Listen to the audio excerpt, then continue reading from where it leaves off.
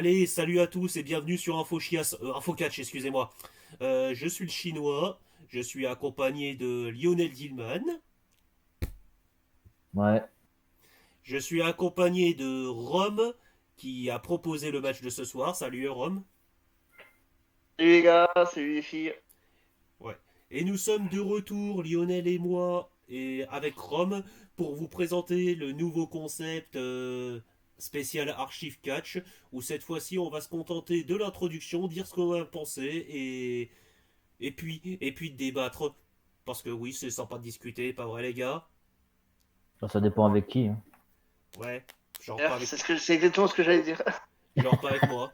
Bon, Voilà, par exemple. en tout cas, je le répète, c'est Rome qui a proposé le match cette fois-ci.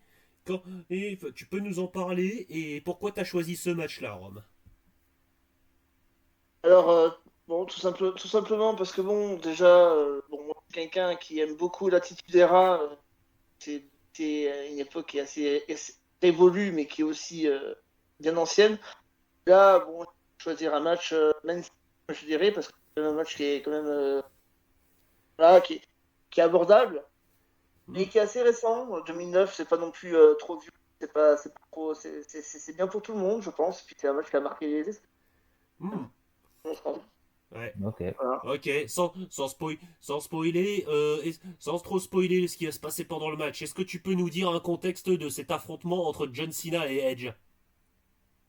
Ah oui, bien entendu, c'était à l'époque, c'était en 2009, donc c'était une époque assez intense au niveau de la rivalité Edge.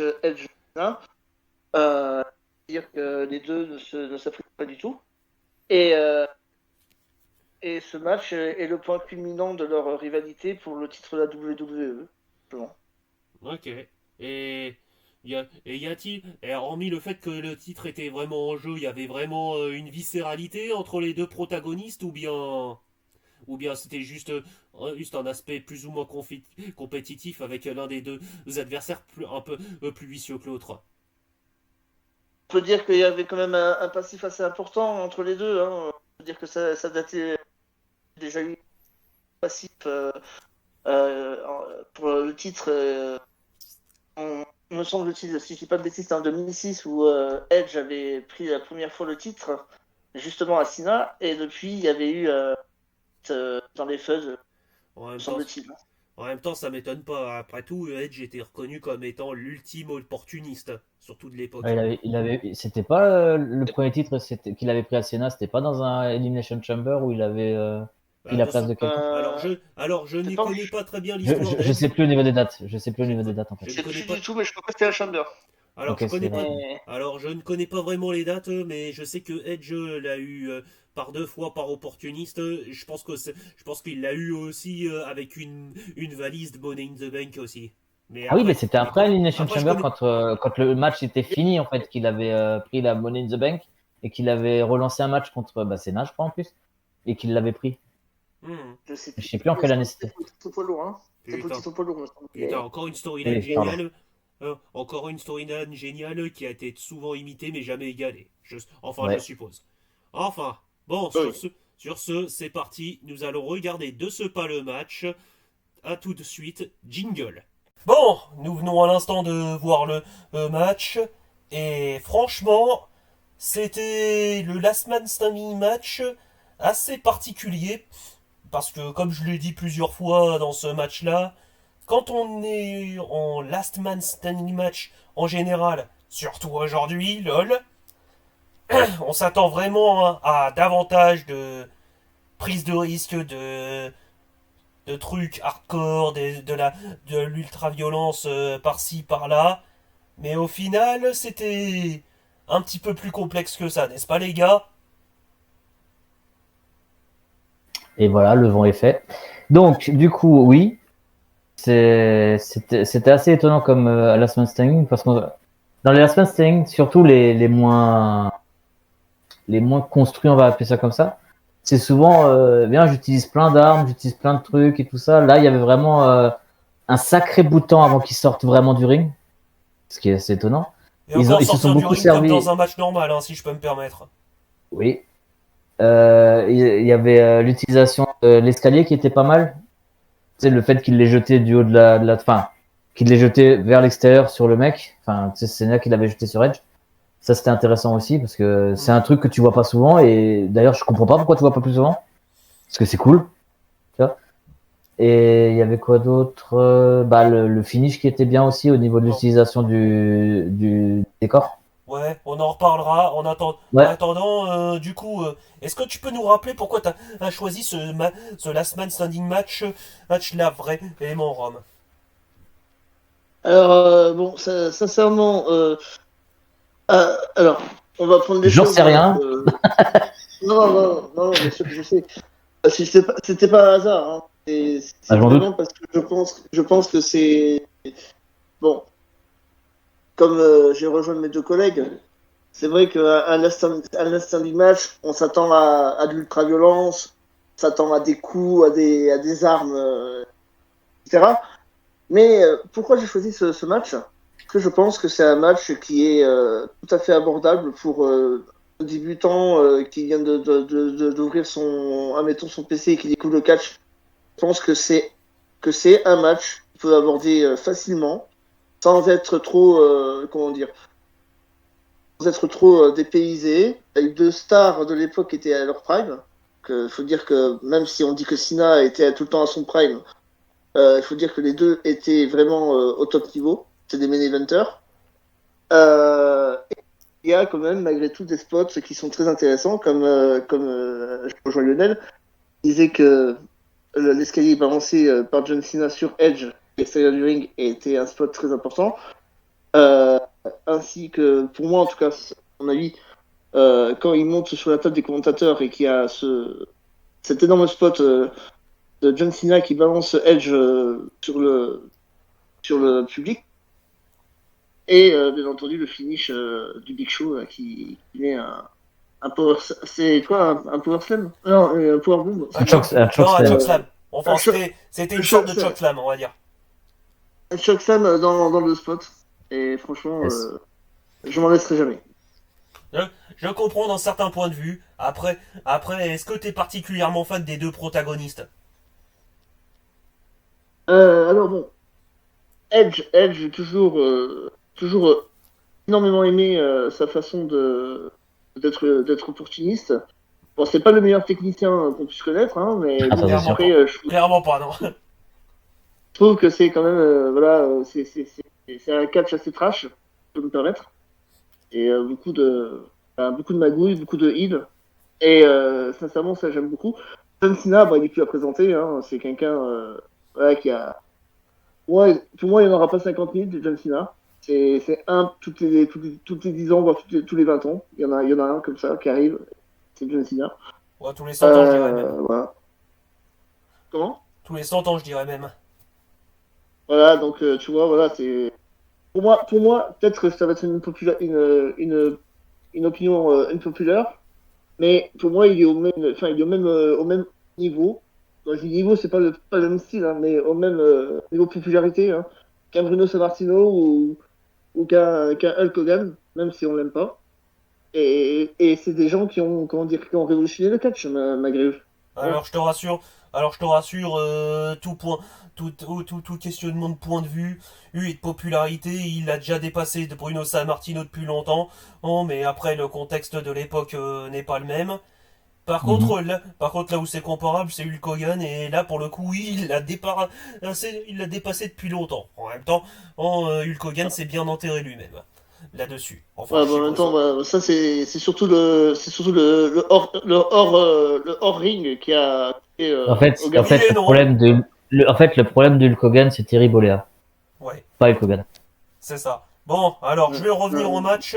Alors, ouais, de ce qu'on en a conclu dans le match, oui, c'est que ce match-là était. Bon, c'était pas non plus du Zack Sabre Jr. ou du Brian Danielson, mais c'était Bon, ça, c'est étrangement sûr. assez technique. Il y avait des échanges fluides et réfléchis. C'était pas non plus de la brutalité comme on pouvait s'y attendre, notamment à l'époque de la SCW ou de l'ère Attitude. L'ère Attitude dont Rome a Bah, mentionné dans l'introduction. on avait aussi l'avantage d'avoir une bonne dose de mouvements différents en fait. Tu sais, c'était pas juste les 4 moves of doom, on va appeler ça comme ça.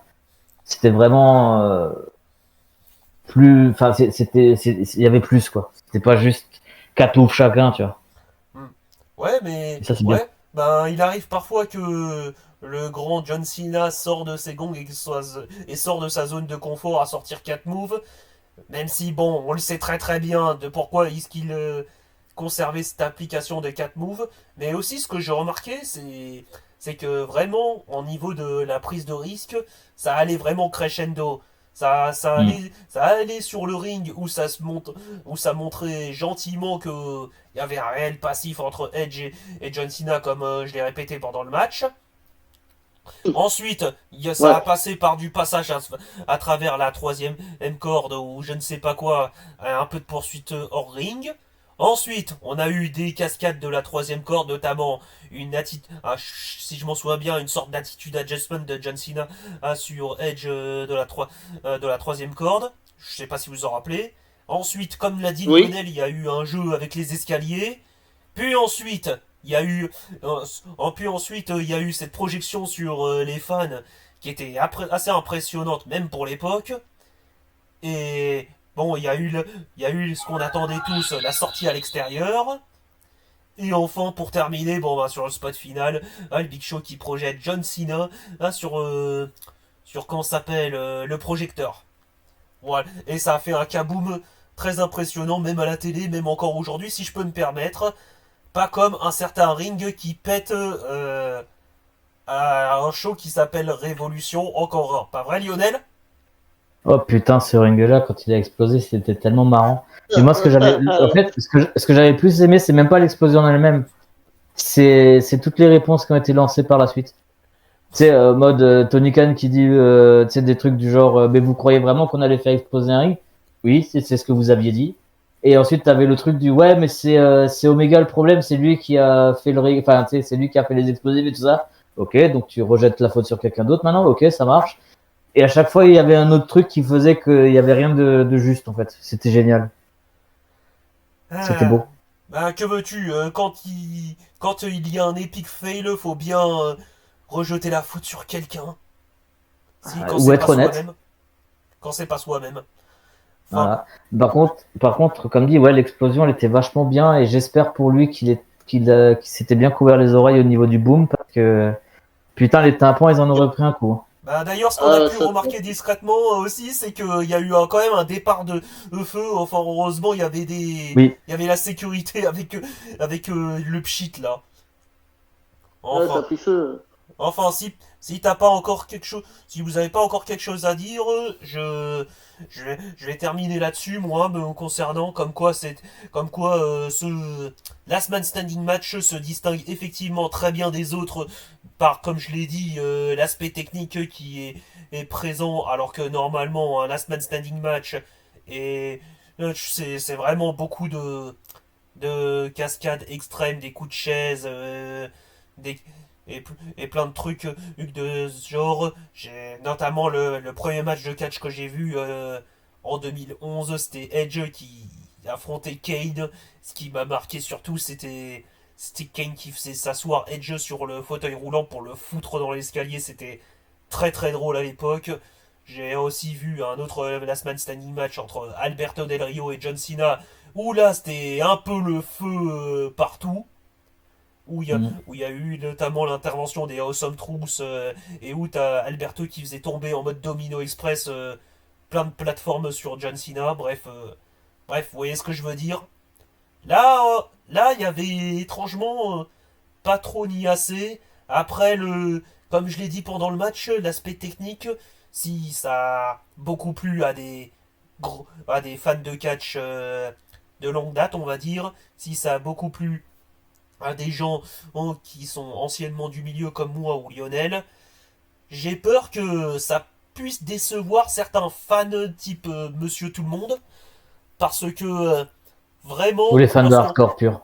non, c'est pas vraiment hardcore C'est pur, c'est ça. quand tu t'attends à Last Man Standing match ou no disqualification, tu t'attends à un peu plus quand même de coups de chaise, de Bah, coups, de violence en général, en fait. voilà, de violence en général, hein, Parce qu'en fait, il manquait, tu sais, il manquait le truc, c'est en règle générale, quand tu as des stipulations de ce genre, ça veut dire que la feud, elle est arrivée à un point où ils doivent se mettre sur la gueule, et t'as pas ressenti ça en fait dans ce match-là.